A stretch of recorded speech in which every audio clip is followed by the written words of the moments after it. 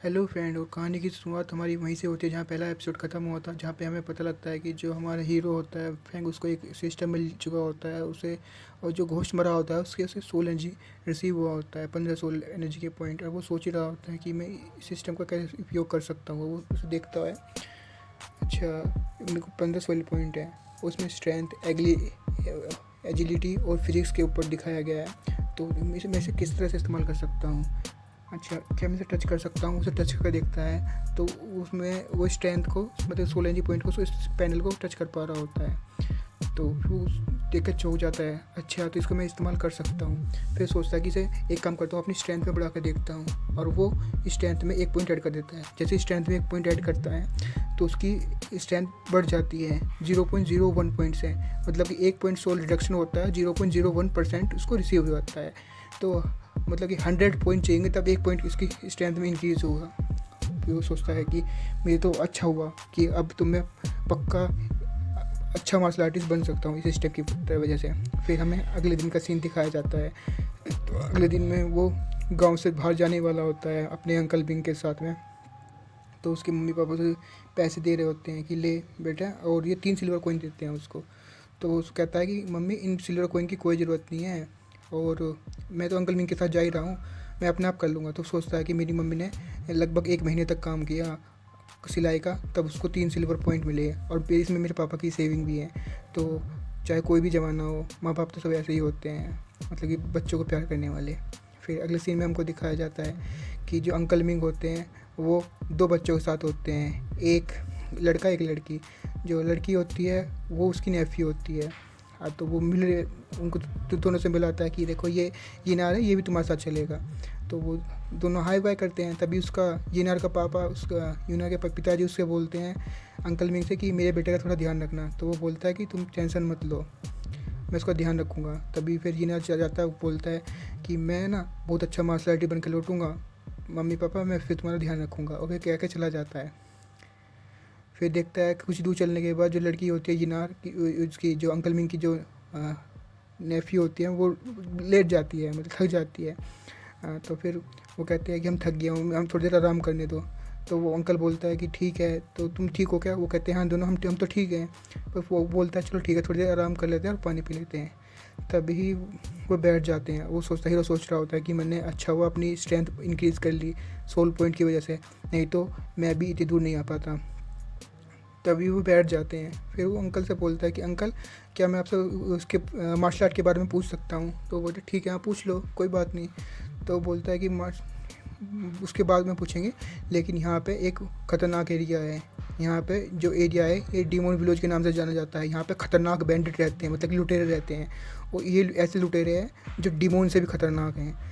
मतलब कि ये लोगों को पहले लूटते हैं और फिर उनको बेरहमी से हत्या कर देते हैं। इन्होंने बहुत सारे लोगों को मारा है, तो हमें पहले यहाँ से तेज़ी से निकलना होगा। तो वो अंकल मिंग होते हैं, वो उस लड़की को तो अपने गोद में उठा लेते हैं और वो भागने लगते हैं। वो कहते हैं ठीक है हम यहाँ इस इलाके से तेज़ी से निकलेंगे, और ऐसा करके वो तेज़ी से भागने लगते हैं। फिर अगले सीन में हमको दिखाया जाता है सब एक जगह बैठे होते हैं।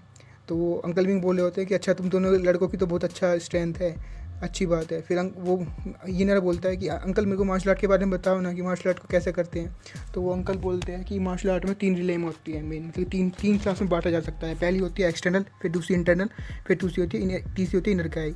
एक्सटर्नल में हम फिजिकल पर ध्यान देते हैं, जैसे कि मसल, बॉडी, स्किन और फ्लैश के ऊपर। और इंटरनल में हम ध्यान देते हैं अपने इंटरनल ऑर्गन पर, जैसे कि हार्ट पर। और थर्ड में होता है कि हम दोनों कंबाइन करके इनर क्यूआई जनरेट करते हैं। फिर इन इनर क्यूआई से ही हम बहुत सारे घोस्टों को ऐसे ही मार सकते हैं। और वो एक पंच इनर क्यूआई का बना के मिंग के सामने, यिनर के सामने घोस्टों को ऐसे ही मार सकते हैं। और वो एक पंच इनर क्यूआई का बना के मिंग के सामने, यिनर के सामने लाता है, जिससे यिनर दूर जाकर गिरता है। मतलब कि उस इनर क्यूआई के इफेक्ट से ही उसको लगता नहीं है, फिर भी उसके मतलब कि विंड के प्रेशर से ही बहुत दूर जाकर गिरता है। वो सोचता है कि ये कितना पावरफुल था। तो वो पूछता है कि अंकल मिंग आप कौन से रिले में हो? तो बोलता है मैं अभी तक इंटरनल में ही हूँ, मतलब कि एक्सटर्नल इंटरनल तक पहुँच गया हूँ, पर इनर क्यूआई नहीं बना पाया हूँ अच्छे से, अभी मैं ट्रेनिंग कर रहा हूँ। तो वो सोचता है इंटरनल क्यूआई में भी इतना अच्छा, वो सोच कर हैरान ही हो रहा होता है कि फिर तो इनर क्यूआई का क्या हाल होता होगा। कितनी ताकतवर होगा। फिर देखते हैं कि वो शहर में आ जाते हैं, जिसमें शहर में सेक्ट होता है। उस शहर में बड़ी बड़ी बिल्डिंग होती हैं, क्योंकि यहाँ गवर्नमेंट का भी बहुत ज़्यादा ऑफिस होते हैं, और स्ट्रीट पे बहुत सारे लोग तरह तरह के शॉपिंग सामान वामान बेच रहे होते हैं। तभी देखते हैं कि वहाँ पे किसी एक टीमोन का एक्सिक्यूशन, मतलब किसी को मारने का काम चल रहा होता है। जो अभी बताया था अंकल ने कि एक लुटेरे का गांव है, उसका सरदार को यहाँ की ली फैमिली, जो एक बहुत बड़ी फैमिली है, उसने गवर्नमेंट के ऑफिसर के साथ मिलकर पकड़ लिया है, और उसका सर कलम करने की बात चल रही है। तो पब्लिक के सामने किया जा रहा है सबका सर कलम, और उसको वो कहता है कि अंकल हम मुझे देख सकते हैं क्या, हमें भी एक एक्सपीरियंस मिलेगा कि किस तरह से डीमंस को मारा जाता है, हम भी देखना चाहते हैं। तो उसका अंकल भी मान जाता है, ठीक है। अगले सीन में हमको डीमन दिखाया जाता है, वो बंधा हुआ होता है, और जो ली फैमिली का हेड होता है वो बोल रहा होता है कि तुमने बहुत सारे लोगों को मारा है, अब मरने के लिए तैयार हो जाओ। वो जो बैंडेड का हेड होता है वो बोलता है तुम्हें पता भी है तुम क्या कर रहे हो, मैं पता भी कौन हूँ। और तभी वो कहता है कि इससे कोई फ़र्क नहीं पड़ता तुम कौन हो, पर तुमने बहुत सारे बुरे काम किए हैं, अब मरने के लिए तैयार हो जाओ। और ये कह के वो अपनी तलवार उठाता है ऊपर, और लेकिन जो डीमन हेड होता है वो घबराता नहीं है, और वो हंसने लगता है, वो डेविल हंसी, और अपनी पावर को रिलीज़ करने लगता है। अब वो जो वीडियो से बांधा हुआ होता है उनको तोड़ने की कोशिश करने लगता है, और अपना पूरा इविल ओरा रिलीज़ करता है। जैसे इविल ओरा रिलीज़ करता है चारों तरफ भगदड़ मच जाती है, लोग डरने लगते हैं कि अरे ये कितना खतरनाक डीमन है।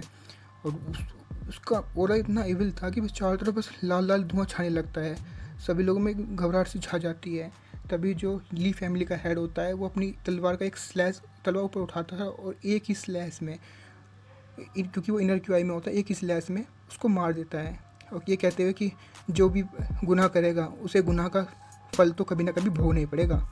तभी सब लोग हैरान हो जाते हैं, अरे उसने एक ही स्लैश में मार दिया। तभी अंकल मिंग भी सोचते हैं कि इतने बड़े खतरनाक डीमन हेड को एक ही स्लैश में मार दिया गया। ये देख ही रहे होते हैं। तभी हमारा जो येनर होता है उसके सिस्टम में नोटिफिकेशन आता है कि उसको 800 पॉइंट रिसीव हो चुके हैं, मतलब 837 हो चुका है टोटल उसके।